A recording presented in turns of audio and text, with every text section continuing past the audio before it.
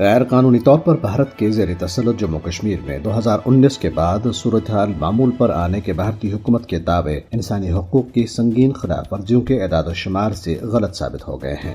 Kashmir media service کی طرف سے جاری کردہ ایک رپورٹ میں کہا گیا ہے کہ دفعہ 370 کی منسوخی کے بعد سے مقبوضہ جموں کشمیر میں ظلم و تشدد کے واقعات میں تیزی سے اضافہ ہوا ہے، جس سے بھارتی تسلط کے تحت جموں کشمیر کے تلخ زمینی حقائق کی عکاسی ہوتی ہے۔ اس عرصے کے دوران بھارتی فوجیوں نے 18 خواتین اور 31 نوجوانوں سمیت 955 کشمیریوں کو شہید کیا، جن میں سے 251 کشمیریوں کو جعلی مقابلوں میں دوران حراست شہید کیا گیا۔ قابض بھارتی فورسز کے مظالم کی وجہ سے 2480 سے زائد کشمیری شدید زخمی ہوئے، جبکہ 25,591 سے زائد کو گرفتار کر لیا گیا۔ بھارتی قابضین نے اس دوران 1127 املاک کو تباہ کر کے سینکڑوں خاندانوں کو بے گھر کر دیا، جبکہ 145 خواتین کی اجتماعی عصمت دری بھی کی گئی۔ اس عرصے کے دوران شہادتوں کی وجہ سے 72 خواتین بیوہ اور 199 بچے یتیم ہو گئے۔ 5 اگست 2019 کی آئینی جارحیت کے بعد سے قابض بھارتی فوجیوں نے محاصرے اور تلاشی کی تقریباً 20,669 کارروائیاں انجام دی اور 326 املاک کو ضبط کر لیا۔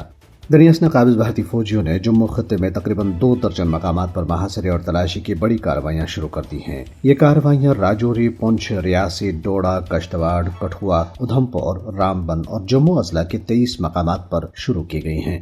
بھارت کے بدنام زمانہ تحقیقاتی ادارے NIA نے پیراملٹری اور پولیس اہلکاروں کے ساتھ مل کر مقبوضہ جموں کشمیر کے علاقوں سری نگر، بڑگام اور سوپور میں چھاپے اور تلاشی کی کارروائیاں انجام دی۔ NIA نے آزادی پسند کارکنوں کے گھروں کو نشانہ بنایا، لوٹ مار کی اور موبائل فونز اور اہم دستاویزات کو قبضے میں لے لیا۔ ادھر محبوس حریت چیئرمین مسرت عالم بٹ نے نئی دلی کی بدنام زمانہ تہاڑ جیل سے جاری ایک پیغام میں مقبوضہ جموں کشمیر میں انسانی حقوق کی بگڑتی ہوئی صورتحال پر سخت تشویش کا اظہار کیا۔ انہوں نے مسئلہ کشمیر کو اقوام متحدہ کی قراردادوں کے مطابق حل کرنے کی فوری ضرورت پر زور دیا۔ دریاس نے کل جماعتی حریت کانفرنس کے سینئر رہنما میر وائس محمد عمر فاروق نے نئی دلی میں عظیم صوفی بزرگ حضرت نظام الدین اولیاء خواجہ معین الدین چشتی کے مزار پر حاضری دی اور فاتح خوانی کی۔